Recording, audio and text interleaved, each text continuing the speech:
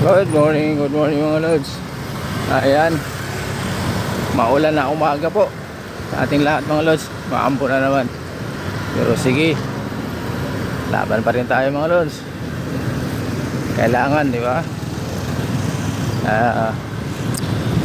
Nagtatrabaho yan mga lods eh. Kailangan araw-araw, umulan man, bumagyo mga lods, kailangan natin pumasok. Dahil may mga pangangailangan tayo. Kaya mga lods, ang kulimlim dito. Ayan, maambun na.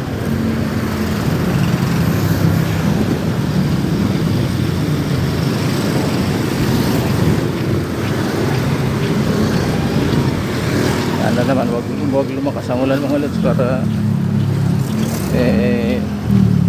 hindi sira o kawawa naman yung ating mga kababayan mga lods na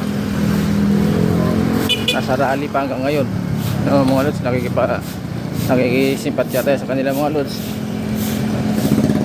Araw-araw yan mga lods, no? Sinusubaybayan natin yung mga balita nangyayari sa ating bansa mga lods. Kasama tayo sa nila pinaglalaban dahil tayo mga Pilipino, pare-parehas tayo mga lods, nanakawan ng ating gobyerno. Ang masaklap lang ito mga lods, yung ating presidente ay siya pang namumuno sa mga anomalya at nakawan. At adik pa ang ating presidente mga lods. Kaya yun ang mahirap sa atin ngayon. Pero ngayon lumalakas ang ulan mga lods, kailangan natin magpayong. Ayan, nakapayong na tayo mga lods. Lumalakas ang ulan. Habang naglalakad tayo, nandito tayo sa island. Ayan, ingat po tayo, lalo na po sa mga may mga sasakyan. Madulas po ang kalsada. Ayan,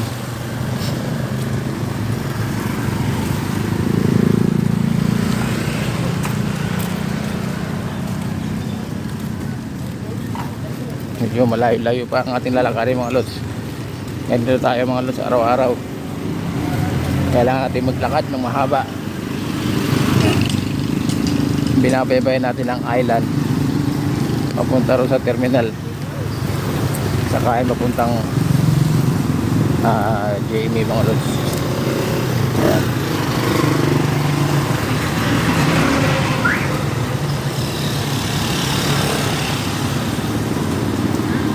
So mga lods, no? Ingat pa rin po tayo. Ingat lang po at hindi na po natin alam kung ito'y lalakas. Pero sa ngayon ay umuulan na. Ayan mga lods. Ayan, hanggang dito lang muna mga lods, no? Parang lumalakas yung ulan eh. So ingat mga lods. Thank you very much po at bye mga lods.